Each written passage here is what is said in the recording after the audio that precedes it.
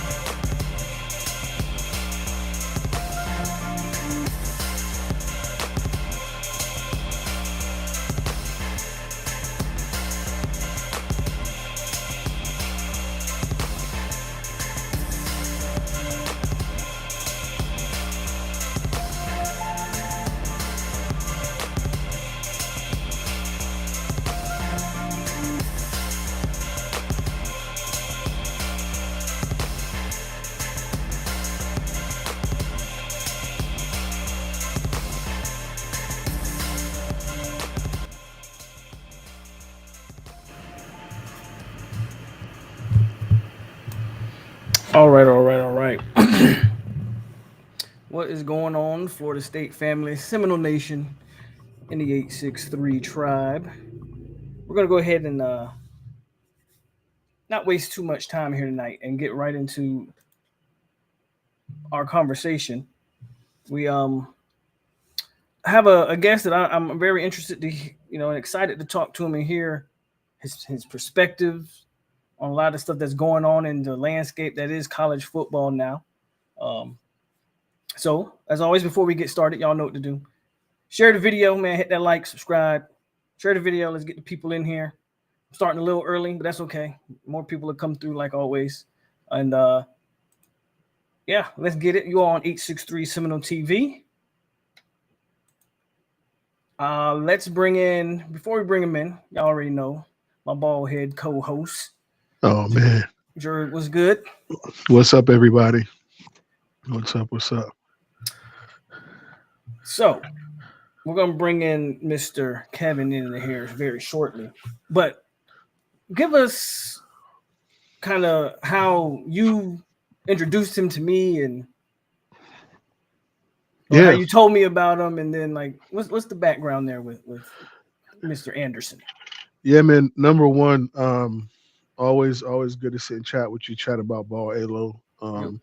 But for the sake of your channel and all the good things you do, um, I always want to do my best to help you and help your listeners.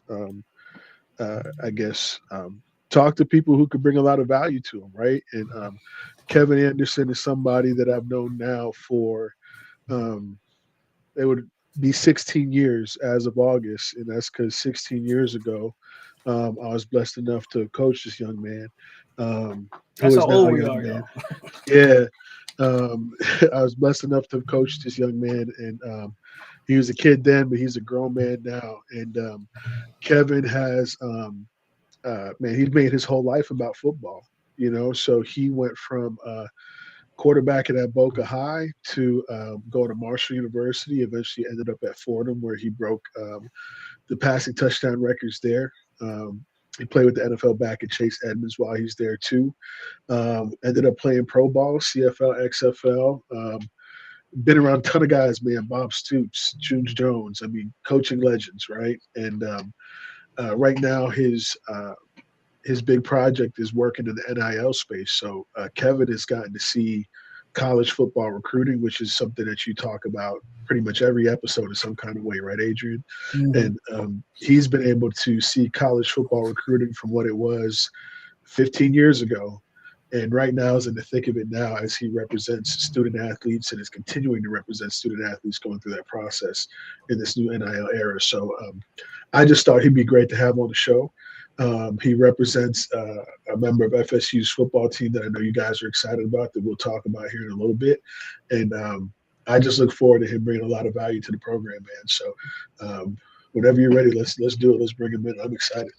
You kind of stole my thunder there because My bad. I created an intro for him. My bad. I'm gonna read my intro. Yeah. Kevin, you should like this intro. I'm gonna give this a shot here. So coming up, we have from Boca, originally committed to Marshall, class of 2013. If I make a mistake, I don't think I made any mistakes though. But anyways, originally committed to Marshall, class of 2013, transferred to Fordham.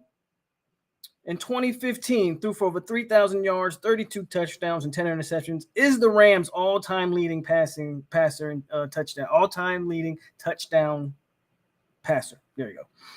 Recruited by, say his name. Say his name. Who was he recruited by? One of the better recruiters. You're muted.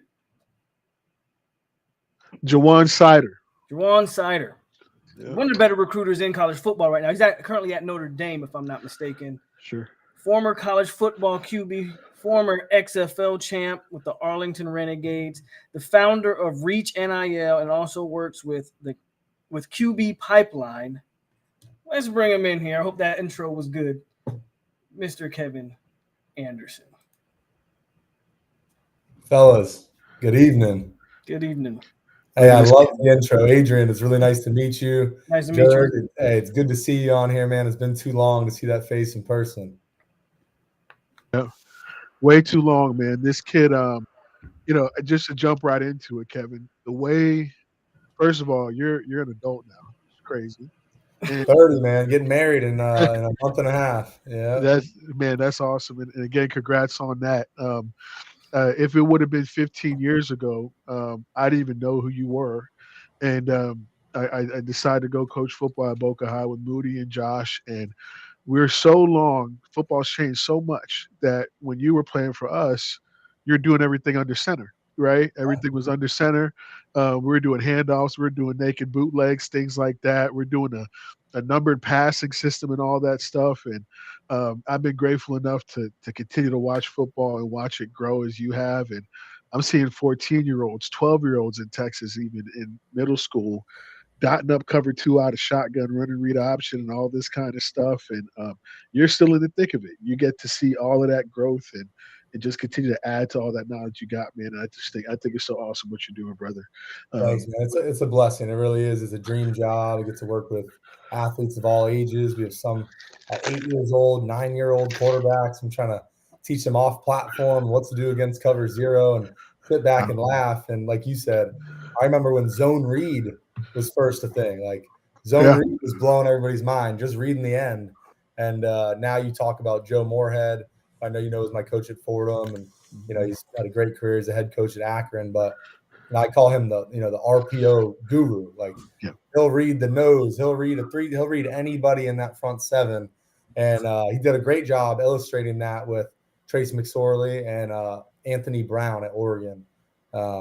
So man, like to see where it's come, it's come a long ways. It's crazy. It's absolutely crazy. Just to shout you out again, just to give you guys the background. Kevin, coming up out of South Florida, as a quarterback, which is one of my first questions I want to ask you, Kevin. I feel Adrian probably feels the same way. South Florida quarterbacks kind of have this stigma, right? I mean, really until I was an adult, you see Teddy Bridgewater make it to the league and eventually Lamar Jackson. But I know it was very hard when recruiters came to Boca. They were asking us about corners, receivers, running backs, right? And here you are, a quarterback trying to make it. Did you feel that going through the process in high school, like that they weren't necessarily giving love to South Florida kids at the position? Yeah, and I think you bring up a good point, and it's systemic in nature that, hey, what is Florida known for? Skill players, whether that's, offense or defense. So typically your regional recruiters are those positions. So a lot of times, when a program decides, hey, how are we going to break up our coaching staff and cover territory? Everybody in the country recruits South Florida. Now, if you're somebody who is further out, like say in Indiana, somewhere in the Big Ten that might not get a big bucket of players from Florida, they'll only send their DB coaches or receiver coach, someone from the area. Whereas, a lot of the quarterback coaches, or I don't want to start this beef too early, are going out to California, right? So it's that California quarterback, South Florida quarterback, and that's been one instance that has slowed that down, definitely. Yeah, it always it was weird to me because I have a kid. We had you, and the first year I got there, we had Eddie Sullivan. Many in the chat probably don't know who Eddie is, and I'm watching Eddie throw the football all over some of the best defenses in South Florida, against guys that go on to be pros and stuff like that. And it's like you had to beg for a D1 school to talk to the kid. It felt like, you know what I mean? And whereas I'm sure if he was in California, doesn't matter if he was 5'10". Southern Cal would have been knocking on the door because he's producing, you know what I mean? So I never really thought about that, though, the construct, the regional recruitment, things like that. Before I kind of let Adrian kind of get to his thing here, can you quickly tell us about Reach NIL, what you do, kind of who you're connected with, who you represent at the moment, and how that project's going for you? Yeah, it's been honestly awesome, really exciting because, prior to getting into representation, and I walked through faith with this a little bit, and when I was at Fordham, and a lot of times it goes into, okay, you're going to get your 5th year, right? You got another year eligibility. As a starting quarterback, they weren't going to let me take certain classes that had me miss a Tuesday install, right? And college football, it's like, quarterbacks are trying to take as little bit of a course load as possible. Well, the only program that worked for me in my schedule for football was called media management. So I was able to get my master's degree in media management from Fordham Gabelli School of Business grad school. And that really was before NIL existed. I sit back, you brought up Chase Edmonds as my college running back and roommate, and he's actually going to be one of my best men at my wedding.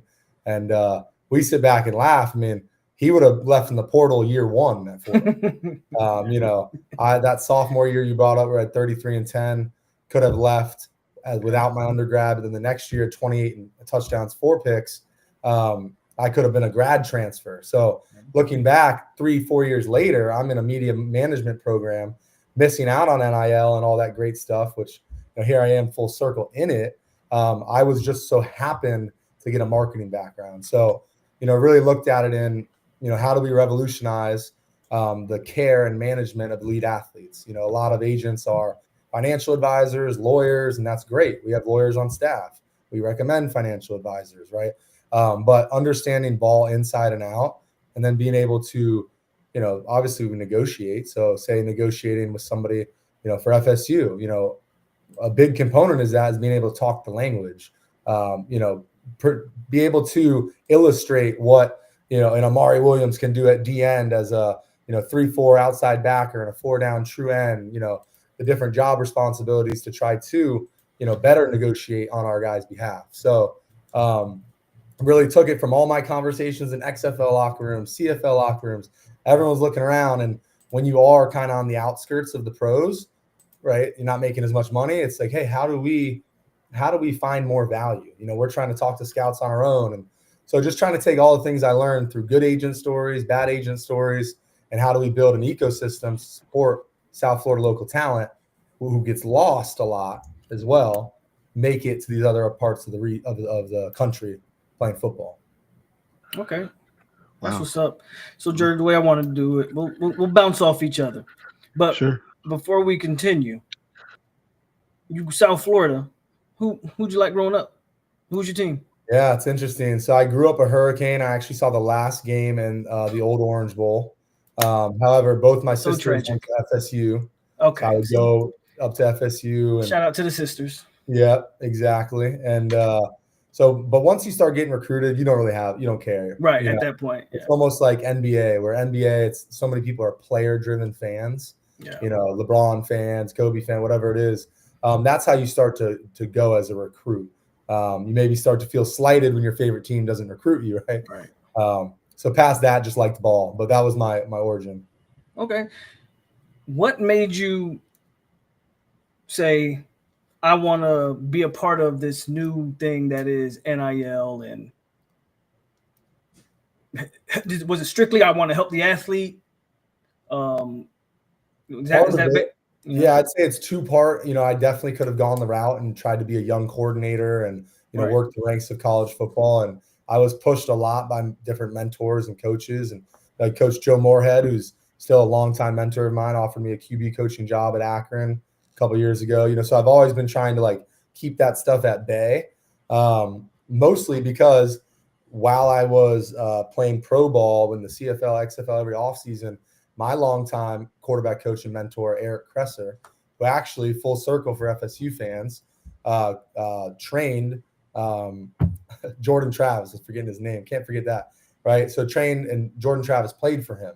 Mm-hmm. So, I'd be at the Benjamin School doing quarterback workouts or coming back from college to train, and Jordan was a high school player there at the school, right? So, Amari Williams went to that school after Jordan. So a long heritage there of FSU players, but so he pushed me to coach quarterbacks how he did.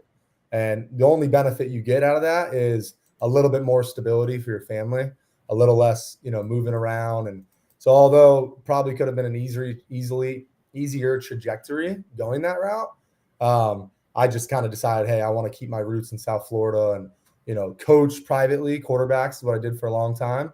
So I was already involved with, mentoring youth for about 5-6 years before I got into representation. So it really felt just like a natural fit. That's awesome. Yeah, it's a blessing, man. I'm grateful. And football has been my life, and I have a dream job where I get to live vicariously through my young players and, motivate them. And when, I get a text from an Amari Williams saying, man, I just, I'm getting reps with the ones, like I'm doing this or whatever it is, first touchdown. I mean, I'm just their biggest fan as well. Okay. I mean, you keep bringing his name up, and so we'll just talk about him for a little bit. How'd that relationship with Amari, how'd that come to be? Well, he was a Benjamin football player, so I was around that facility a lot, training on their field and working with the coach. And so really, I knew I was getting into it. He was a top player that I happened to be around a lot. Yeah. And he was actually a really funny situation because he was prior to high school NIL being legal. So Amari actually skipped his senior year. He played this year as a senior in high school. He turned 8. He was 17 the first week and a half of training camp. Yeah. Turned 18. Caught 2 touchdowns on offense. Handled the run game incredibly well for a guy who was a lighter. Mm-hmm. So got to meet him and his mom and his dad. And really the focus was, hey, what do you do when you got 45 offers? At a certain point, who are you chasing, at the high school level? Like now you're setting the bar. And as far as the development of young men, and hey, you look at a guy like him, we're thinking about a 15-year pro career, his dad's a 10-year NFL alum. So as a senior, #1 athlete in the country, on his way to getting his 5th star, all right, how do you block a DN? That's a star. Well, you do it by committee. It's cracks, it's misdirection. It's, a lot of different things that aren't the greatest for injury prevention.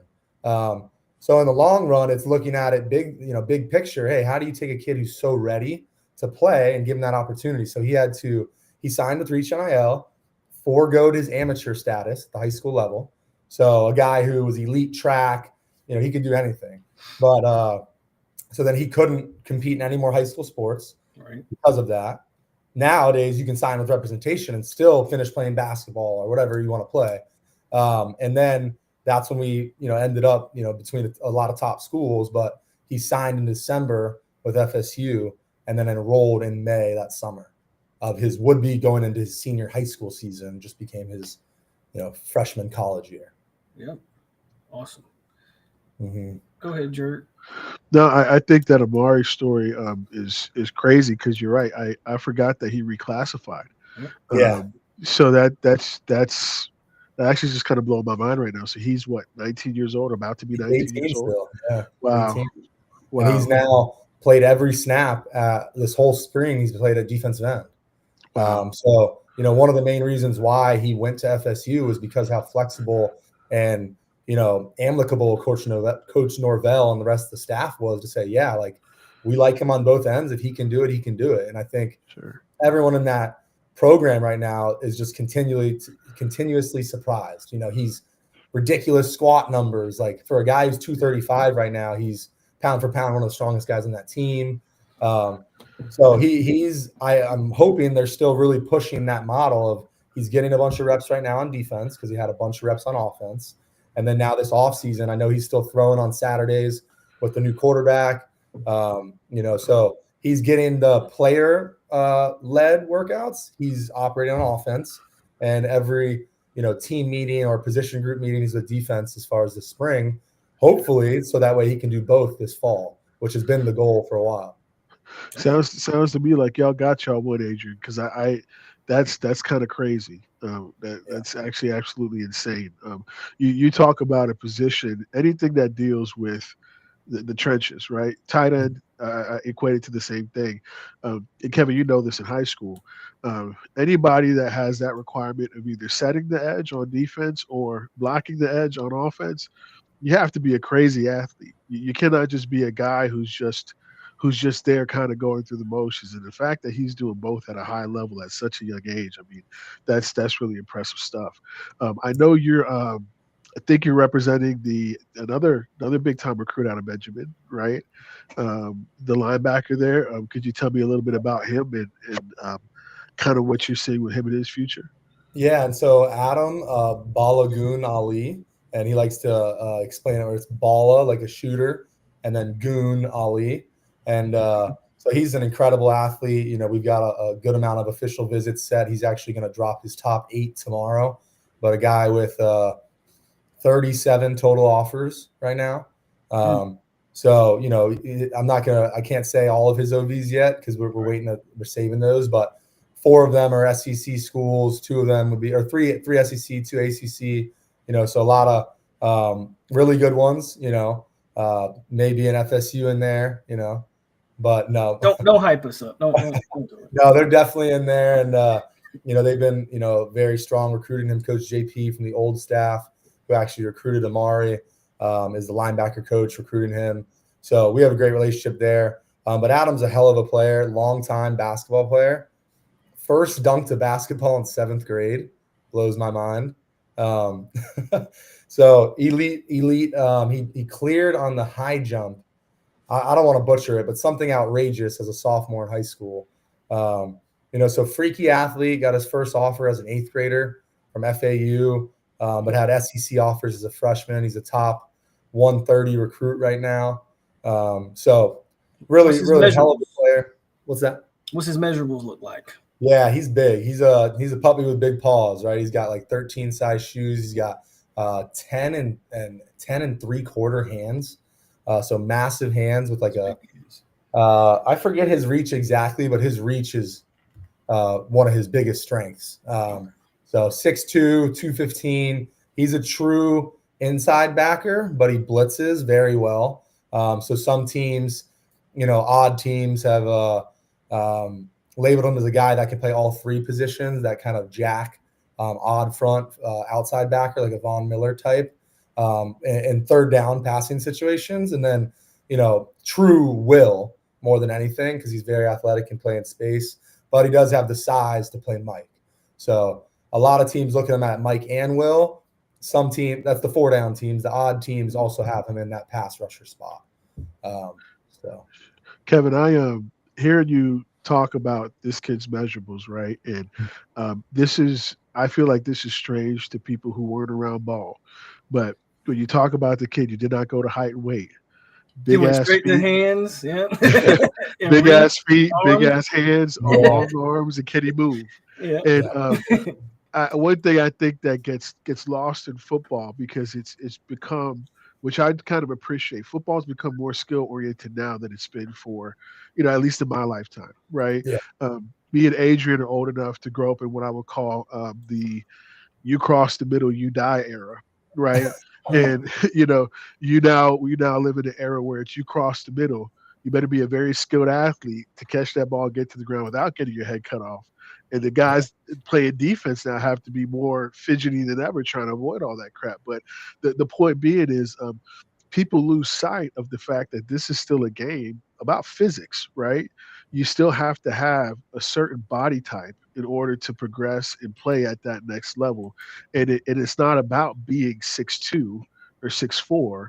It's about having that prerequisite length, having the grip strength, having flexible ankles, which is something that I feel like nobody really understands what that means until they see it. Being able to bend at your knees, not at the hips, seeing things like that. And it was so hard at the high school level to find those kids until you see one and you're like, oh, yeah, that's Yeah. what it looks like, right? And I think for you, probably thinking back to Boca High, we played a game. I think I think it was your freshman year. Um, we played against Crevon LeBlanc and Glade Yeah. Central. Glade Yeah. Central I came was to my town. sophomore year, and they It was. yeah, that was what's his face's last game, right? Uh-huh. Uh-huh. They retired Fred Taylor's number. We're out in Glade Yes. Central. Yeah. Yes. It was Yes. homecoming. So Yes. Glade Central was rocking. Uh-huh. And I want was Calvin Benjamin there that Yeah. year? It was Calvin Okay. Benjamin's last game he could play because Yes. he was over the 18 and 8 months or 19 and 8 months limit. So he Yes. could only play up to week 7. And they Yes. retired Fred Taylor's number, and it was homecoming. Yes. So It it was a was bloodbath for sure. we go out there, Adrian. We got a bunch of kids from Boca Raton, respectfully, and our number one corner that year is a kid named Seth Bryant, and Seth was said maybe 5'9", $150, soaking Yeah. wet, and Adrian, they throw this damn ball. Quarterback's just chucking it. He's not even no rhythm or nothing. He's just throwing it up. And all I see is Kelvin Benjamin go over this kid's head, first quarter of the game. And I'm like, I don't know who that is, but that kid, he's playing on Sundays, And there's just no way. And I think that the year before, when Glade Central was at Boca, I remember Crevon LeBlanc going off left hash, all the way over to the numbers on the right side and picking off Eddie Sullivan on the go route, And you look at kids like that and you're like, man, right away, he's got to play on Sundays because those are just physical intangibles that you can't coach it. You Yeah. absolutely can't coach it. And it's beautiful to see those kids with those great skill sets or this great ability to grow, hopefully get some representation in the right hands with you guys, which is totally awesome. Funny full circle there. Crevon who actually won a championship with me on the XFL Renegades. So he was my teammate. Then what is 10 years later, actually. Yeah. Wow. That's Yeah. crazy. Agent, I'm telling you, we got the quarterback. I mean, this is the best quarterback in Palm Beach County, Eddie Sullivan, and the best wide receiver I thought of in Palm Beach County in Terrell Williams, right? Very, very underrated receiver. And Terrell was burning everybody that year. And Eddie throws this go route. And for us, when Eddie throws it, it's 6, no question. And here you see this white jersey come out of nowhere. You know what I'm saying? 40 yards downfield, tracks that ball. And I think he played in the NFL for 6, 7 years, Crevon LeBlanc or something won like a that. Super Bowl. Infamous, what's the Meek Mill song? Dreams and Nightmares, right? Yeah. So he had the ski mask. He was the first one to really do that when they had that Philly run. And I know that was iconic for a lot of Philly people. But hell of a player, Palm Beach County legend, great person. Right, and he was just he was maybe a 3-star recruit. Yeah, went to FAU. Yeah, and that's when Kevin talks about guys, South Florida kids getting lost. He's probably a kid, middle of the state, probably doesn't get seen much. Glade Central wasn't necessarily what they were 20 years ago at that time, right? Mm-hmm. So he probably kind of slipped through the cracks in lucky FAU because I saw that kid, man. I thought he'd be at Miami or, Georgia or something like that just off of that one play. So I do want to ask you, Kevin, looking at the the scope or the what's going on in college football now. What you mentioned with what you do with Reach NIL is try to give these kids proper representation. Really, really big name quarterback that's been in the news the last 3 days, Iamaleava, and what a looks like a crap show from outside, but to you looking at it from a professional standpoint, it's not to bring critiques or anything. I look at it and I'm like, did somebody write a bad contract? Is representation just not on the same page as, administration? Right. Who's protecting this kid in his best interest? Because to me, it looks like he's now going to take a L, in the grand scape of things. So just kind of wondering what your thoughts are on that, because I'm sure there's a lot of those kind of situations bubbling up now. Yeah, no, and unfortunately, that is more of a lack of representation. He's represented by his father, which, if you look at history, there's been a lot of times where family gets involved, and the other, I can't think of the kid's name, but a kid who was committed to Florida. They're still in a lawsuit right now. Rashada. Exactly. Rashada, yeah. He's in the portal now for a third time or second or third time. I don't know how you count that, but that was another situation. He's doing a deal on one end, his dad's doing a deal on the other. I don't know if you've seen there's a show for dance moms on on E Network where these dance moms are crazy. QB dads might as well be. Yeah, I mean, I can't tell you how many times that just an overbearing parent at times can end up messing things up, and sometimes it's just keep the main thing, and right now I'm doing that for 20 guys roughly. I have. Whereas when you do it with just a parent, I actually find, this is maybe a outside the box thought, but recruiting is a lot of smoke and mirrors.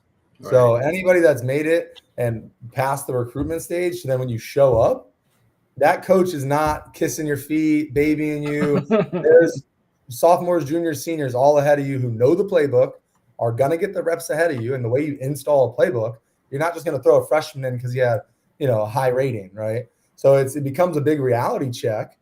And then the unfortunate part is, unless you have, this is a bad example for the Nico kid because he does have a younger brother who's a stud. But unless you have a bunch of younger kids in your household who are also going to get recruited, a coach, or a university can, feed you whatever you want, lip service, and then they don't have to, you can't hold them accountable, right? If you do Amari Williams wrong, well, why would, Adam Balagun Ali ever think to trust you or his representation trust you? So you kind of have a way of holding them accountable because you're going to be working with them. I'm 30 years old, born and raised in South Florida, one of the deepest, athlete-rich places in the country. The kids are going to come and go, but I keep doing this for 30 years. We'll have multiple kids and be dealing with our in-state schools all the time. So there's a different level of respect and accountability. You can screw over a dad's kid because you're not going to deal with the family ever again. But that's where representation has this extra layer of protection. That's good. That's good stuff, man. That's pretty insightful for those that don't really know how that works. I like all of that information. Sort of a two-part question, kind of piggybacking just the way that college football has changed. I mean, you were recruited over a decade ago? Yeah, 2013 was my graduation. Yeah, class of 2013. How has recruiting changed from then? And you also have experience transferring. How has that changed? Well, funny enough, part of what another part of our QB pipeline is we work with top pro performance centers in South Florida. Two of them specifically, Bomarito's Performance Systems and XPE. So Tony Villani and Pete Bomarito's, two of the best nationally. And I will train quarterbacks for them. So me and my partner at QB Pipeline, Eric Kresser, we trained Brennan Armstrong 2 years ago, the NC State quarterback, Jason Bean, who's on the Colts now. He was the Kansas quarterback. So part of those processes is interview prep and getting them ready to sit in front of any one of those 32 teams that hopefully call them up for a Big 40 visit or at the combine, right? And in that room, I think I had 18 guys, 3 to 5 tight ends, 3 running backs, 5 receivers, some grouping like that. Out of that 18, 15 had transferred once and 10 had transferred twice. hey, they have an opportunity to play in the NFL, right? So that goes back to one of the mottos we look at, and is like I'm a player first, I'm a coach first agent. A player's coach. Like I try to say, no, I'm a player's coach agent, right? Mm-hmm. So I'm looking at that lens. A lot of people, you stop doing good, maybe a Rosenhaus or whoever it is, some big name agent, they're not going to really work as hard for you once you fall off. In the NIL space with transfer portal, it's like no kid left behind. And I think from somebody who's developed youth for a long time and built those relationships, the best saying in the world is a lot can change in a year, and you put your head down, you work, you have the right opportunities, right? You have your faith and your trust, a lot can change. So that's kind of the motto we look at is, hey, it's okay if you're a sophomore and you're not doing what you want to do. You get a new opportunity and get your film, a lot can change in a year. So that's how we kind of look at it. Do you think it's changed college football for the better? I think I know that answer, but. Well, I think yes, because now there's a lot of different angles. So I'd say like emotional appeal, does it develop the kids better? Like a lot of times we argue this because if you have a top quarterback or any top player, is Adam better off going to a school that might be, an SEC school that he can play younger at, but maybe there's less job security at that school because of their past history, or there's a school where he can go to, like, say, a Penn State who he has an offer from. They're on top right now. You wait a year at Penn State, okay, that's fine. Like, you don't have to the new age of instant gratification, right? So now you say, oh, I'm going to bounce around, portal this, portal that. Like, what does that do for your athlete's mental health? Right. What does that do for the resilience of the player and the person? So there's a nice happy medium. If you can get conservatively paid, and I think we're probably like the only agency that's like, hey, we want this to be amicable on both sides, right? I get the agents who say, oh, you could tear your ACL, you could tear an Achilles, you got to make your money now because only 1% is going pro. But at the same time, there's a happy medium. Like, I don't want to ever have my guys transfer more than once. Like, if they can stay at one spot and do well and get retained and have a good career, that's the goal, because I think it's better for the athlete's development. He's 18 to 22. Like, those are formidable years, for his social, relationship, personal, etc. growth. One more, Jurg, and I'll let you go. Sure. I think I lost it. Hey, I'll round that out for you to answer your question. So is it better now or is it worse, right? Those are the bad sides of it. Obviously, these institutions have made hundreds of millions of dollars over the years. And, a lot of people don't want to talk about the health of athletes, but NFL athletes, like, life expectancy, and they definitely fact check me on this, but I saw it was somewhere around like 60 years old, right? Okay. So we are playing a incredibly physical sport. Kids are giving their life for it, right? So I definitely think people should be getting paid for it because of that 1% rule. So few of these guys are ever going to play again. And a lot of us have dedicated our life to it, that when you leave football, you lose a sense of self, and identity crisis, right? All these different things where, it's not like, oh, I was a math major my whole life. Math's my best subject. I'm going to go be a mathematician, or I'm going to go work in econ, right? It's like, no, I'm a football player. This is all I know. Now what? Yeah. Right. Yeah. So when you look at it like that, it's so much more. And so definitely the compensation was inevitable, and I'm pro paying the players. Absolutely. It came back to me. Has the portal hurt high school recruiting, in your opinion? Yeah, without a doubt. I mean, I don't think there's any argument that could counter that.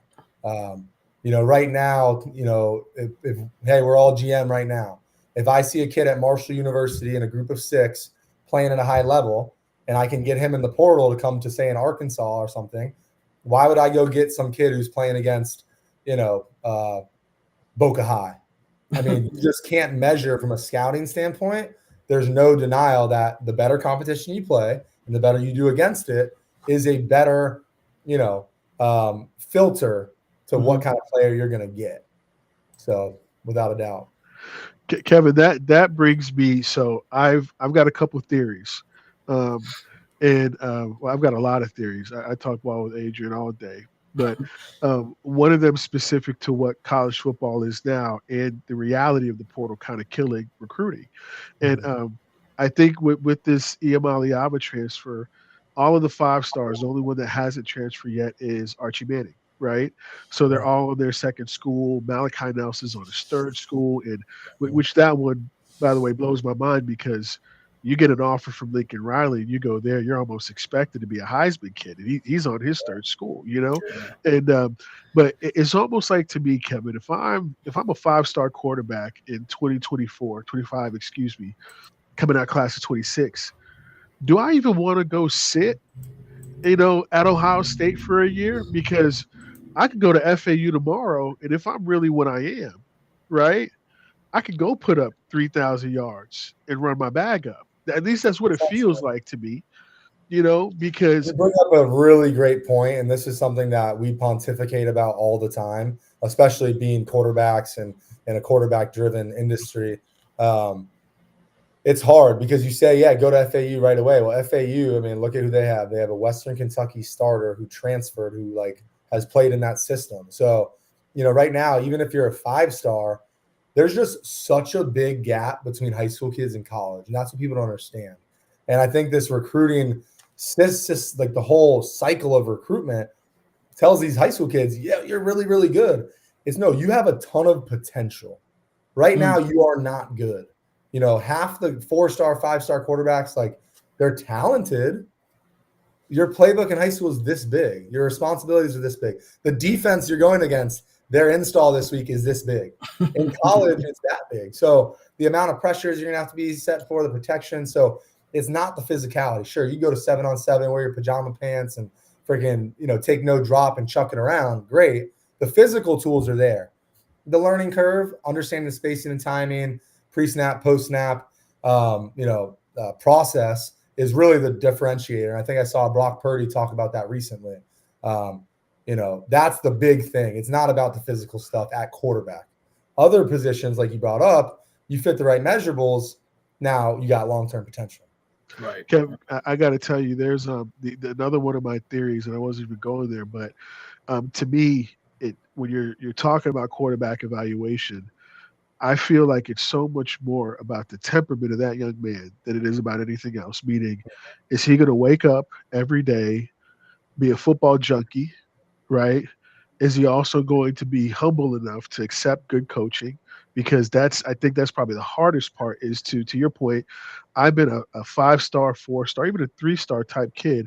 I've been throwing for 4,000 yards on everybody, right? Yeah. And now I come to college and you tell me I'm not better than what I thought I was. You know what I mean? And I think the best story of that, and this is not a Canes thing because we were actually talking about this kid way before. Looking at Cam Ward going from a 0-star recruit, potential #1 overall pick, you can tell that kid has just been able to soak up whatever's been thrown his way and continue to meet that challenge along the way. Whereas I think you have those 5 stars of Malachi Nelson's of the world that's now in his third school. There's something up here that's not clicking. You know what I'm saying? And I really do believe, and I'm pretty sure you'd agree that it's just all about the human being and their willingness to work so much more than it is the talent, right? When you get to a certain level of football, especially at the quarterback position. Well, it's I agree fully. It's easier to evaluate a high school kid that has potential to be a 4 or 5-star. But now, just because you're a 4 or 5-star does not mean you're going to be a starter. Every year, kids go to college as 4 and 5 stars at quarterback and never play because only one guy's playing. So I definitely think man, I got to be sure I can sit here and, preach all I want as a guy who's not getting paid $1 million to be a college kid. And so I think those distractions of money absolutely affects the long-term growth and drive. I don't, all three of us right here, you give me $1 million to play football and it's obviously the motivation's there, but the distractions quadruple. And especially at an 18 to 22-year-old demographic where distractions, you've never even, you've not even you can't even have a sip of alcohol. Right now you're in a college campus where these frats are inviting you all over the place and it can be very distracting. And so it's going to continue to, make it harder for coaches to pick quarterbacks. And then I think the point you bring up is it better for a 4 or 5-star to go to an Ohio State and sit? Well, we just saw a national championship of 2 quarterbacks that were bought in the portal. So this was the first year that, both teams bought a guy in the portal. He started and they had success. So Why are other schools going to look at that any different? To me, if you're a 4 or 5-star kid, I would think go to that smaller school, try to play. The reality is it's not like, oh, I'll just go to a small school and play. That's where like things that go on in representation definitely would have to be talked about. You'd have to make sure that position group is where it needs to be. And there's the commitment that a program gives you in the money can also be a tell in roster. And every college coach will negate this. However, it's facts. It's just like the NFL. You know, if I'm a 7th round draft pick and I get to drop one pass. If I'm an undrafted free agent, I can't drop any passes. Yeah. If I'm a 1st round draft pick, you know, I could drop 15 passes, miss a meal, get a speeding ticket on the way to the game. I'm still, you know what I mean? Like, so there's levels to it. Nothing changes. The money just makes it more transparent from a team building standpoint. And it's one of the angles I take. Wow. I think that, man, Kevin, this is great stuff, man. Great stuff. If you, you've certainly seen your, I mean, you have a big picture of what this industry, but most importantly, the game looks like. I know you spent time with June Jones, with Big Game Bob Stoops. You've seen everything, I'm sure, from a football standpoint. Is there a particular system that you've been exposed to that you think is, you know, I guess you say head and shoulders above the others schematically? So whether it be a run and shoot or, you know, the RPO based offense in college football, you know, what kind of stands out to you systematically? Yeah, that's a really good question. I think I would have to add context to what level we're playing at, whether that's college or pro. Because I grew up, like you said, 2013 graduation class, so from 2009 to 13, you know, that was very much high school was in the spread world. You know, everyone was in spread, college was in spread. Aspects of the spread game formationally were getting into the NFL. You know, full circle, played, you know, in college with Joe Moorhead, who's an RPO king. I love RPOs because the stress it puts on a defense. Now, you know, the best way to beat RPOs play man-to-man and blitz because you can't RPO man. You have to RPO zone, right? And that's something that I think a lot of sports fans don't understand, like this world of everybody just jumbles zone read and RPO into one big thing. And that's what's funny is because even like guys that are like ex-pros are on Fox talking about it. I'm like, man, does anybody know ball here? Like, right, man, just know, preaching to the choir right now. Right. So that I definitely think in the college world, the RPO aspect has, you know, matriculated to the NFL aspect. But the big key here, and this is the number one thing you got to think about, how many guys are we working with? You know, at 53 and a half, dressing 48 for a game, you have to have a tons of flexibility, right? In college, you don't, right? So, you know, you look at a college offense, 90% of them are spread based, right? Sure, we got our X, our Z, our H, our Y, everybody's spread out. Let's run a bunch of cool concepts and, you know, this concept for this. Look at the Dolphins. Look at any good NFL team. Tyreek Hill's not just sitting at X the whole game. He's in every part of the play, maybe X, maybe H, Y. It doesn't matter because it's a personnel-driven league. And the scheme is dependent on that personnel. So in college, you've got layers and bodies of guys there that it's more system-based. So I would say pro style would be my favorite way to go. And the difference in pro style is the physicality. You know, you look at the NFL teams or even a UNC who just, you know, took a visit, and I have a running back and a line, and Adam both have official visits scheduled. So a little bit of a cat out the bag there with Bill Belichick. So you got to spend a lot of time up there, and, you know, them bringing a pro physical system with their personnel, to me, is going to be one of the most intriguing things to watch, how that plays out. Because, you know, they're going to be a very, you know, heavy personnel, probably live in 12, very much get to 22, and, you know, in passing downs be 11 at best. So I think that's interesting. But if I had to choose today, how would I run an offense? Pro style gives you the most flexible balance of power to finesse. And when you're in a spread team, you know, you rely a lot on the quarterback. All the spread teams we see now, they might as well just run pistol, you know, triple option. They're living in creative first and second down calls, and the big fall off is none of these kids can drop back pass anymore. So now you look at the NFL, you know, Matt Stafford's not getting $40 million a year to run zone read. You know, he's getting $40 million a year to make his money when a quarterback makes his money on 3rd and long on a 2-minute drill, right? So a lot of times I have, coaches call me every day. I'm talking on the phone to different coaches, and I was on the phone, I won't say, but SEC West D coordinator today. And, we were talking about a local high school kid at quarterback. And, I don't have this kid. I don't know this kid, but that was one of the things I said is like, hey, if you're going to live in the first and second down run game, great. But past that, that's where, this kid's lacking. Well, Kevin, you'll make a lot of people mad in here because this is when we talk football with these groups, and me and Adrian have been talking sports online now probably for 12 years.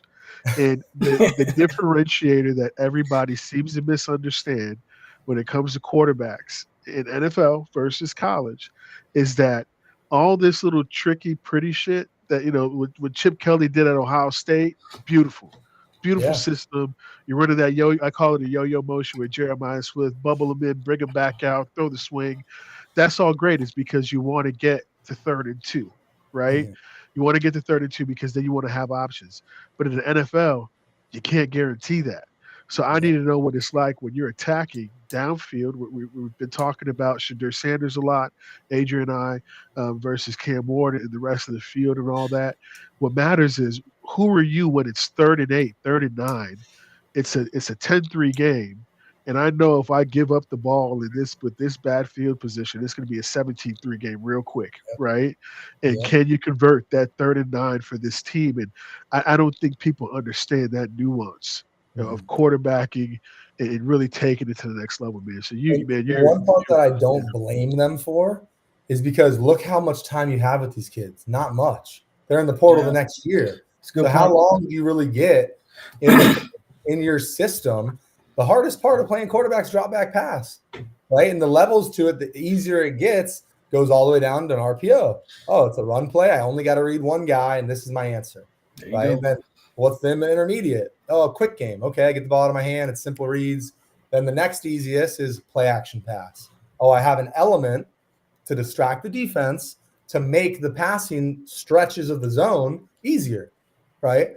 Hey, 3rd and 15, no one's going for a ball fake. No one's going for, so you got to be able to drop back pass against drop 8 and really understand pre-snap and post-snap recognition and throw the ball on time and accurate. So now I don't blame these schools for building these offenses with dynamic athletes because can you achieve that? Can you make somebody that good as a passer at the college level? That's still up for discussion. Yeah. All right. Yeah. Wow. Too much, man. That's awesome. I'm sorry, Adrian, but this is when we and Adrian talk. We've been talking quarterbacks in football for years, and when you're looking at a guy, projecting a guy, Adrian on this channel, I like to give him his famous props. This is 2023 Washington State versus Oregon State. Adrian sees Cam Ward play a game, and he's like, "Yo, that's going to be a 1st-round guy." Right. Nice. This is way before I didn't even know who Cam Ward was, really. I just knew he was there, but it's, certain people, and it just amazes me, Kevin, that certain people can see it and get it. But it even seems at the professional level that almost coaches are like trying to convince themselves that, oh no, he can turn this quarter that we've never seen him turn before. You know what I'm saying? And it just doesn't make sense to me from, I guess, a higher level evaluation standpoint. I got something for you. This might blow your mind a little bit. Sure. And this is, if you're fans, this is a secret into the world of college football and the coaching. Mm-hmm. But if that quarterback does bad and he doesn't work out, who's in trouble? The guy that recruited him, the guy that scouted him, the guy that said, oh, no, I watched his film. I'm beating on the table. Give him that $500K, that $1 million. So the same way, he's going to get more reps. He's going to get more time to develop. You say, why is this coach not turning the page on this guy? Because turning the page is an admittance of guilt. It's, oh, shit, I'm excuse my language, I messed up, right? There's a lot of coaches who lose jobs over that. So that's one of the reasons. So I know a coach that should have lost a job. But anyway. I think everybody else did. Yeah, everybody else did. I don't know how much time you got. I'm loving this, but I don't know how much time you got, and I don't want to take up all your night. I'm good. I'm rolling. I could do this for hours, honestly. Okay. I love talking ball with you guys. What advice do you have for the young athlete? Or better yet, what advice do you give when these young athletes come to you and they're ready to start their journey in the recruiting process or the NIL process? What's like the first thing you say to them? Well, and this is somebody who's already got offers or somebody the pre-recruitment? Let's say he's already got some offers. Yeah. So if he's already got offers at that point, the number one thing I would tell him is, hey, you have to stay grounded.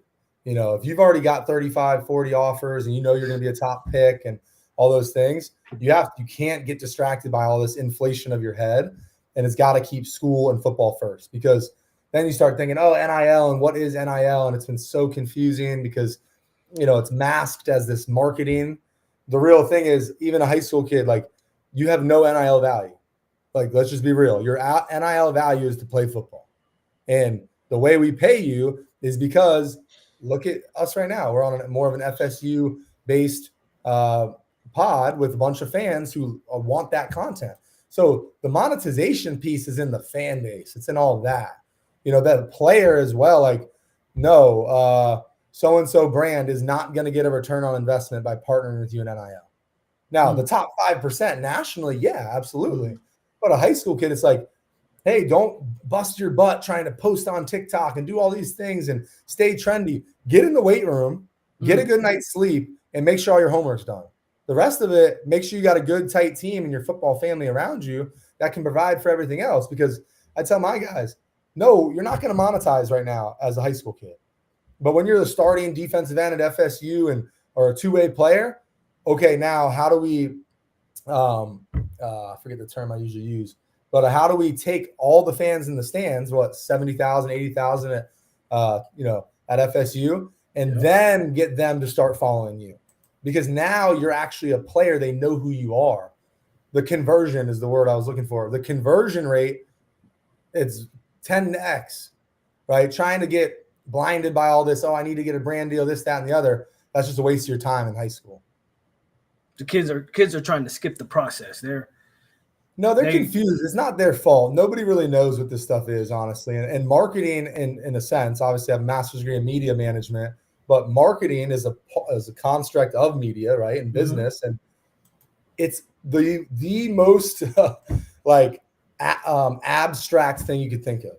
It's like everywhere. Every business should market. You can do a shirt. You can do social posts. You can do a memorabilia signing, an in-person event. It's like anything. So I get why it's confusing, because it's just so broad. And it was kind of walked in, into NCAA as the Trojan horse to pay the players. Now that to me is now this is just nerding out from a media standpoint, but from a philosophical level, that is what social media created. Prior to, any social media, you didn't really have a digital brand. You can't really measure your social following. Hey, I got 100 friends that went to my high school. Like, it doesn't exist. The brand growth is, your follower count, which becomes your resume, and all the different, streaming services available, YouTube, whatever, Instagram, X. So, Kevin, I think all of this is honestly the world of NIL is kind of fascinating. The landscape of college football is fascinating too because of it. I think a lot of people, they say the game's not what it used to be, and I'm totally fine with it.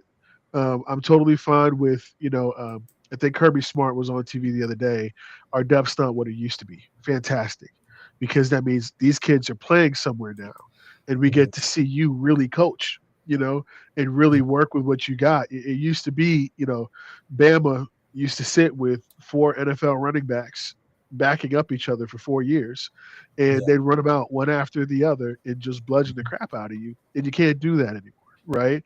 And I think the biggest benefit, though, is the kid now, kind of to your point, has this chance to say, you know what, this environment really wasn't great for me to begin with, right?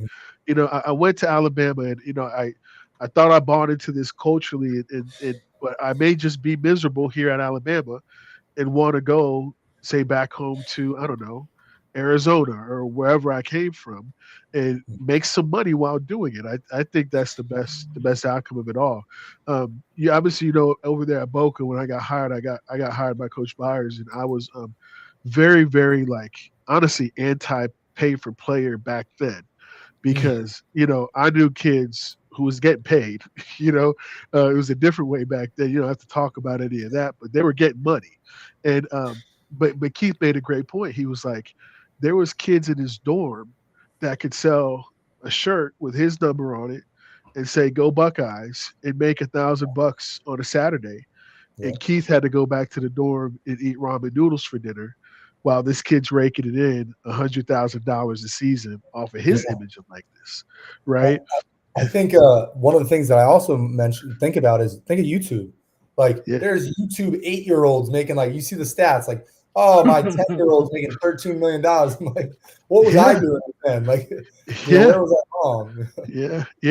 I think it's awesome because you've leveled out the playing field, right? And this money stuff has been going on forever. I could tell you stories about guys from Palm Beach, guys that I know from Broward. The bag man's always been there. We all know how it goes, and the fact that they're almost trying to like vilify this process now is amazing to me. They're even the Nico Maliaba thing. They're making that seem like Nico is a bad guy. No, his representation just sucks, right? Like that's what that is. He's not a bad guy. He's doing what these guys have been doing behind the scenes for 100 years. It's just that now it's legal and now people can talk about it and point the finger and say, ha ha. And I just don't think the landscape has changed other than talent distribution as much as people really think it has, I love that you brought up the point that people are trying to villainize this kid, like not Nico in a sense, but villainize the kids as whole and NIL and it's bad for this, right? Like the Nico kid's a different situation, but why are they vilifying the kids? It's because they can't afford the kids and they don't want to lose recruits. The coaches are still making tons of money. Yeah. So they're doing fine. The university's making tons of money. It's more about, can I still compete? And what disadvantage am I on? And then it becomes, and I tell these kids all the time, never commit to a school unless there's been formal conversations. It's just the worst thing you can do because every school will get you for $0 if they can. And, there's kids on rosters for $0, don't know why. And then you spend a premium in the portal. So it's like, you're not rewarded to stay and be a culture guy. That's one of the really negative aspects. But like you had said earlier, like the Alabama guys sitting behind each other. I tell our guys, like an Adam, for instance, like he's got 8 schools he's down to now, and they're all come on, pick any of them. They're all incredible opportunities. At this next point, you got this far because you likely were a kid that outworked everybody your whole life. Now, nothing changes.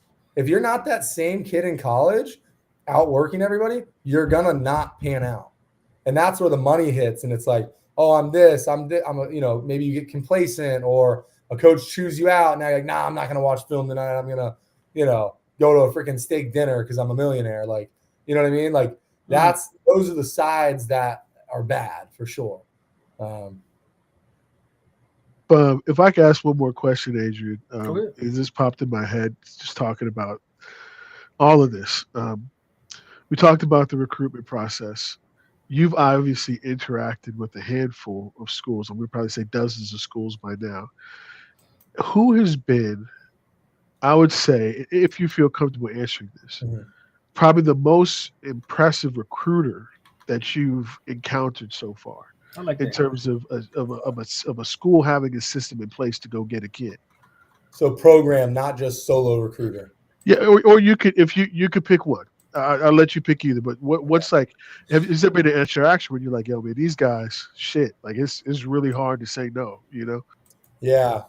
I would say you already brought up a great solo recruiter, Jaywan Sider, and I actually committed to him to Marshall University, and then he climbed that ladder and really effectively. I mean, he's known as a national recruiter and just went from a Final Four team to a championship team, a losing team. But so when you can't think he can climb the ladder anymore, he did. So that's a testament to how good he is. I think another guy I crossed paths with as a player is our oh man, I'm looking at his face right now. He just slipped my mind. Todd Hartley, tight end coach at Georgia. He was at Marshall University with me as well. Climbed the ranks and has been, dominant over there. And as a program, I will say, a school that has really blown me away, and I'm not going to say who I was with, was Clemson. I left there saying, dang, like, and I went into it like, I'm not like I wasn't like, oh, I'm on the Dabo Sweeney, like, bandwagon at all. Like, I was like, oh, like, I don't know what to think about this guy. Like, he's been very like negative towards NIL and et cetera. But man, talk about a program built on faith and respect. And, some of the things that I learned, like retention status, like they're like at a 97% retention for their roster in 2 to 3 years. And now they've flipped the script and are paying better than anybody and want to pay players. I mean, from athletic department, like their girls rowing team has like a $10 million facility. Like, so I just left that school blown away. And I was like, all right, that's a blue chip program, top to bottom, and especially with the addition of Tom Allen, the defense coordinator at Penn State being there. For a guy to leave Penn State, which, Coach Franklin's amazing too. It just is that much more of a testament to Dabo and the culture he's created. I mean, you look at their staff, you got Taj Boyd, you got their CJ Spiller, you got like a slew of ex-Clemson legends all coming back to play for a guy. I mean, to me, that spoke to a culture standpoint that, not that I've been with a lot of great ones, that just set the bar a little higher. Wow. Yeah, man, that's I honestly did not, because it's funny. We've talked about, so over the years, we've talked about every program you can think of, and Clemson went to this precipice, right? I don't think I've seen that in my lifetime, other than Clemson went from, Clemson was like a higher tier ACC team, but they were never what they became, and then they went on this downswing, right? And now, I think this summer, or in the last couple of months, you start seeing Clemson commit. And I think Dabo got on TV at the end of last year. It's like, look, we're going to do NIL better than anybody. Yeah. So the fact that you bring that first, that does say a lot, man. That's super interesting. And they were actually one of the first schools that I've seen with their own media production for the players. So they have their own photo shoot studio, podcast studio. They're ahead of the game. Yeah, if a brand came to a player and said, hey, I need X different photos and these different clothes, they have the people there to shoot it for them, which, we do marketing for Reach NIL. Like, obviously I run the agency portion. However, the marketing division I oversee, but that has grown in a lot of different ways. We actually have relationships with collectives that we work as a brokerage essentially and broker deals for them with brands. So our biggest account is actually Wildcat NIL, which is Kansas State's collective. And so I've been able to see it from that standpoint, from the big box branding and like true marketing side, having that availability. Like I use this example a lot. I'm Joe Schmo Pizza Shop, right? I want to, or whatever, like barber. I want to pay this kid to advertise. You say, hey kid, here's $1,000. Like, I've never done this before, right? I just cut hair, I make pizza, right? And then they say, a kid's like, okay, cool. Now what? Who's going to shoot the content? Who's going to edit the content, produce it? All that stuff is lost. So for us to be living in this NIL era where kids are getting these ridiculous on-3 valuations of like making up formulas, it's like, okay, so this kid's got this many followers. How is he going to monetize? Right? So we have a sales division where we're constantly reaching out to brands. We produce our own content. So that part of the business is growing slow, but we're growing it in parallel with as our athletes grow. And, we'll be ready for, Amari Williams to have a breakout year for FSU and then now actually market him in that local community. Yeah. So that's the missing part, is like, how are these kids supposed to do this? And then you're going to get these valuations that you can't even make the deal happen. Yeah. I like how you brought up the on-3 like NIL evaluations, because that leads me to a question. And just disclose what you can. I don't want you to. How accurate are these numbers that get reported? As far as the valuation stuff. As far as when they say X player is getting $4 million or requesting $4 million or. Well, like in the Nico case, like that would be rev Right. share money. Like that would be real money. Especially with quarterbacks, like, I've heard anything for like a typical, if we're using the rev share model, which, is confusing in its own sense because people want to think, oh, now everyone's leveling the playing field. False. Collectives are still alive. They're still thriving. If I'm so-and-so booster and I want to go pay the extra $2 million for Nico to stay at Tennessee, I can do that. Right. Yeah. Now they're trying to create the clearinghouse through Deloitte, which, they might as well just throw that away now because there's so many other lawsuits already pending about antitrust and, what a player can do. What is a fair market value? Like Amari, for instance, his NIL likeness doesn't mean anything in Arkansas. It doesn't mean anything nationally. Locally in FSU, it's got something. There may be free services or some small deals, right? Right. But so for you to say, hey, what's a fair market value when you're looking at Happy Valley or wherever Penn State, Happy Valley, right? That's a hyper-focused, you could say Tuscaloosa, Alabama, maybe even, die-hard, dare I say, cult-like following or fan base. They're going to want to buy things. So how are you going to tell that so-and-so fan how much Amari Williams, special T-shirt sign is cost, right? So it's just when it comes to real business, it's just got a real long shot for any of that stuff to happen. So I think we're looking at, hey, now the schools and the local governments can pay money to the university that can go towards the cap, if you will. But if Ohio State spent $25 million last year, I don't think they're not going to spend it again. Right. So, and then if you do level the playing field, then people will just be getting in duffel bags again. Reggie Bush's mom got a house 20 years ago. So, like, what are we talking about? You know what I mean? Facts. Is there a way? I don't know if you think there's a way or think that there needs to be a way, but is there a way for the NCAA to kind of regulate this thing? I'm the wrong guy to ask these things because I'm really looking at it as like, how do you just, blow them up a little bit? But, gotcha. a lot of people don't know this, and it's not that it's hidden for any reason, but the NCAA does not control the championship in college football. Right? They haven't owned the national title game since 2014. So it's been 10 years that the NCAA has nothing to do with the most important game in the most important sport in collegiate athletics. That's 75% of the money, $14.5 million goes to football, and then the rest to basketball, and then just some shekels to everybody else. Like, that shows where the money is, right? Yeah. And the NCAA has lost their grip on that a decade ago. So really it's more about the power conferences. It's what does an SEC, what does a Big Ten do? In the world of media, that's where we're headed, right? Do you believe that? We're headed to two major conferences. Don't you think guys, so? Quote me 10 years from now, but the SEC and the Big Ten could become the Amazon conference. Like, it could be the Apple conference. Yeah. A giant mega conglomerate tech company that is already in the streaming industry is going to take over, and there's going to be some form of Premier League, like Europe soccer, and teams will be in, they'll be out. And I can't wait for it personally. I think it's going to be incredible. And, the TV deal at that point will be like $50 billion for 10 years. So in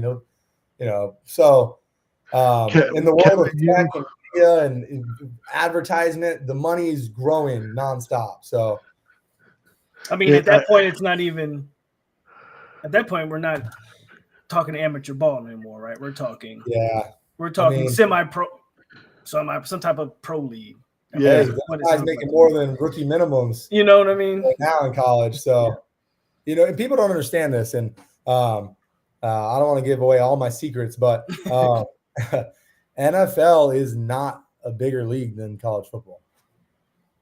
So, like, people want to think it is. It's not. Like, college football, there's 132 D1 teams. Yeah. There's 32 NFL teams, right? So, college is going to surpass NFL as far as size eventually. It's not there yet. But we're talking 10 years. Yeah, who knows when those TV deals get massive. Yeah, I think the NFL doesn't have a way because they've kept everything so close. Have a way to diversify and expand, right? Because they've kept the team structure the way they are. Because to your point, if you use that European soccer model, you have just in England, you have 6 different tiers of football, right? Yeah. I mean, it is a football obsessed country. It's football, of course, soccer, but you have 6 different tiers, and teams are constantly moving up and down. And it's truly the biggest free market there is. And it sounds like, to your point, Kevin, college really could go that route to create this free market that extends beyond those 132. And let's say, I don't know, North Dakota State has a chance now to tap into the market, while I don't know, I can't think of a really low tier team, but I guess Sacramento State is a great example. there you go. Right. That's able to now jump in, tap into it. And, if you don't perform in Europe, there is a consequence, which is you lose your money now, right? Yeah. We just want to keep the best teams there, but it leads to those top teams that find a way to manage it. In Europe, it's Manchester United, Real Madrid, and all these guys. They're so dominant because they've had such a big part of that pie for so long that it seems like it could be interesting. I never thought of it that way. To your point, this the Amazon League and this the Apple League, SEC versus, that's crazy to think about. It's crazy to think about. But and that is really what stems from my background in media, because the biggest media companies are in streaming, sports and entertainment. Sports is taking over the entertainment industry right now as we speak. Whether that's artists, actors, musicians, and in the past, the only people that could be influencers were TV personalities. Now athletes, I like to call, and coin it athlete influencers. People want to see, what is this guy doing in his free time? And that's a social concept. That's a micro concept of social media. So I think Sac State, though, another point I want to bring up, and this is where, this is another conversation, but it's like for the Fordham guys, right? We're a high academic school in the heart of New York City, typically a basketball school more, but, we won a lot more games than they did when I was there, no shade. And, however, they're D1 in basketball and FCS in football. Well, an academic institution that prioritizes, reinvesting into, to whatever it is, academic buildings, and, they can look at Sacramento State. They're saying, whoa, wait a second. We pumped 10, 15 million. I think they raised 50 million actually into NIL, bumped from FCS to FBS. I don't know if they've been accepted, but they're on the fringe of joining the Pac-12, right? Now as a school, you can grow your university like never before. Before you're working on endowment, you're going through the same call logs of all the alumni. And now in the matter of the right coach, the right player, that Cinderella moment, boom, you get to that next league. Now you just got an extra, $50 million in revenue, keep reinvesting. Schools are seeing, wow, I can grow my university enrollment way better investing in sports than I can academics. And that's a model that I think a lot of schools should start to take. Wow. Kevin with the knowledge, man. This is a lot. There's a lot in the NIL space. Gems, man. So little is known. It's really interesting. I love it for sure. You can't tell. Goodness, man. Yeah, Kevin, man, I can't help but be impressed, man. And I know we've been on for quite a bit. I'm sure I think we have to do this again, Adrian. There has to be a follow up with Kevin. Kevin wants to do it. I'm down. Because this is a lot, and I think if I had to, I guess, Kevin, for you in Reach, South Florida, all the changes that are going on in Florida right now. I don't know if the chat knows, but it looks like head coaches in Florida are finally about to be paid a decent wage. Finally, it took forever. It's a $22,000 stipend, which I would argue is way little. Compared to what you really put in, but it's better than $3,500, which is like what they got before. But as you continue, Kevin, and you spread your wings and you see more, have you seen a state that does it the right way, quote unquote, for football? I don't know it intimately, Sure. However, Georgia and Texas are way different than Florida. And like, think of like the Sand Pines and the Patch Reef parks and all those parks that we have in Boca and Delray and Calusa. You know, the local government gives parks in Florida. In Texas, the local government builds stadiums. Right. So that's a very interesting component that I didn't realize until I was living in Dallas with Yeah. in Arlington with the Renegades. But you know, seeing how many stadiums they have, so like the investment of local infrastructure money like goes to creating these awesome opportunities for the kids. Whereas like in South Florida, you go to a park, you get kicked off by a park ranger. It's just really a lot harder to get it done. And then the second thing that has plagued Florida, plagued it. We've got all these kids, right, in South Florida that we got the speed, we got the athleticism.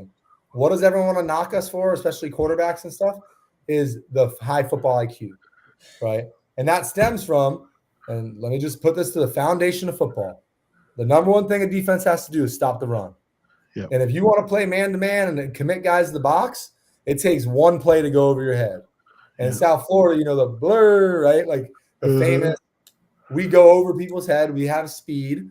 If you have speed and you have high-level talent, it's a sliding threshold. The less talent I have, the more disguise and scheme I need. The more talent I have, the less disguise and scheme I need. There's a reason the whole SEC plays, versions of cover 4 press. And, there's not a lot of tricky zones because they have incredible athletes. Yeah. So our incredible athletes, and I'll round this quick, they leave. They're labeled uneducated or low football IQ, or they just have speed, whatever you want to label us as. They go to school, have success, do great, learn football at a high level, and then they don't make it to the NFL. Football is their identity. All they want to do is come back home and help their high school, help their players. You got a guy that's got a PhD in football, and he's going to go make $1,500 to spend, 40 hours a week for weeks and weeks and weeks. So then we take our young men that have just been developed by other people. They come home to redevelop our youth, and now they're an outcast and they can't do it. And, now anybody who is coaching high school is somebody who didn't play as long, but is passionate, right? Yes. And there's that gap of why our kids still not learning enough, because our educated football IQ guys come home and they can't support themselves financially. Amen. Kevin, I've said it I lived in Texas for 10 years. Adrian's out there now. And we had a talk with one of our friends, Terrence's cousin's husband is an NFL running back. He's kind of a journeyman, right? And at the time, I think he was in Washington. Adrian, correct me if I'm wrong. Yes. I think he was just a commander. And he's like, look, man, he says in Texas, we got the best football players. But he says, Florida, y'all got the best athletes. And there's a difference. There's a very big difference. And it sucks that the state hasn't kind of locked. I mean, because this could be really good for the state as a whole, for communities as a whole, just to pour a little bit of money in to the infrastructure that could build South Florida athletics in general, right? Yeah. And to your point, I go out to Texas. So the year I moved out there, Kevin, was Kyler Murray's senior year at Island High School. And I go to a playoff game, not knowing that much about Kyler Murray and this mystique around him, Mr. Undefeated. It was a playoff game, and the score was like 77-73. These guys are going back and forth in overtime, and I'm seeing nothing but 3-3-5 stack, off cover 4, keep everything in front of you, just pray. And I'm like, well, for South Florida, if you don't put the best player at free safety, press that shit, you know what I'm saying? And you better find a way to beat me on the edge. And it was crazy to me to recognize, like, yo, they got all these big name quarterbacks, but those defenders aren't that good. They're not. No. They're not compared to what with South Florida, if you talk about a corner from South Florida, that is a press man kid, born and raised. That's what he does, right? If you talk about the best player on the South Florida team, he's probably playing free safety. And if you don't have a quarterback, he's probably playing quarterback too, because we have to find a way to make something happen, right? Mm-hmm. When I came out to Texas, it's just so different to watch. Just it seems like these guys were taught so well, in Texas, that they never had to maybe tap into that athleticism. Whereas in Florida, you either get it done or you don't, Yeah. And it's just so interesting that you bring that up, as they leave and they go to a Wisconsin and to a Penn State or to an Ohio State, and they come back and they can't give that back because your stipend's fucking $1,500. You know, that's a very good point, man. Very, very And the good. other part to it is like they trap it. Whereas I believe, I might be speaking out wrong here, but in Georgia, like your booster club can raise money to pay the staff. Yes. So like you can get support from your local community, which some people would deem that as like in the world of having a high school collective, which is illegal. But it's just like, hey, like if this city can support these kids better, like what, you're going to deprive the kids that could have more support? I don't know. But it's something I'm definitely passionate about. And like, I'm going to need that clip for South Florida because like, that's something that we got to send to somebody to be like, they need to up it to 80,000. Yes. Like, there needs to be ex-Florida players that went away, had a career, and that can comfortably give back and mentor our youth. Absolutely. There's too many other people doing it, and the kids are getting lost in the shuffle. Absolutely. Yeah, you preach it. Polk County is a great example. There's so many great football players. Polk County is a small county, but from population standpoint, but from Lakeland, Kathleen, all these schools, all these great football players. If the Pouncey brothers wanted to come home and coach, Adrian, they'd be doing it for free. Yeah, right. 100%. You know, like what are we even talking? I think that's great stuff, man. And Kevin, man, keep on advocating, man. Keep on being great to them kids, brother. And man, I know I wish you nothing but the best in all your endeavors, man. This is such an impressive kid. You guys have to understand this. I want to say the one play I remember from Boca High. I don't know if you remember dive dump, right? And again. Dive dump. We used to fake a fullback dive and you dump it right over to the tight end. You probably threw at least 3-4 touchdowns off of that. But you have come such a long way, man. And it sounds like you're taking that passion and giving it back to those kids, bro. And we appreciate you for it. You know, thanks, man. I'm lucky to have learned ball, and like in football is the world of being a student of the game. Yeah. I don't know anything that wasn't passed down to me from great coaches and mentors, and it's only right to pay it forward. And as a former coach of mine, thanks, coach. You're welcome. You're welcome. Thanks, coach. All my guys did was block for you. I got another story, man. I don't know if you remember this. We had some fucking game. It was Garrett. Garrett was at center, and he kept on fucking up the snap. And I don't know if y'all heard it, man. Moody's never cussed at me in his life. You know Moody and his demeanor. He's always calm. And Moody turns to me at some point, Jurgen, snap the fucking ball. I said, boy, I'm not playing fucking center. What are you talking about? Right? I said, get him out of the fucking shotgun, and then we can get the ball and we can get going, man. But those were good times, man. We were 20, and to your point, we were 20 and 21-year-olds having fun coaching football for nothing. And not that there's anything wrong with that, but you guys, our kids, deserve the best of the best, right? 100%. And not that we didn't. I mean, we had an undefeated team. I know you remember that. That JV team was undefeated. We were in for a ton of yards and all that. But you guys absolutely deserve a guy that could just dedicate his life to being there with you, and not having to work a 9 to 5 and then come to the school and work a 5 to 11.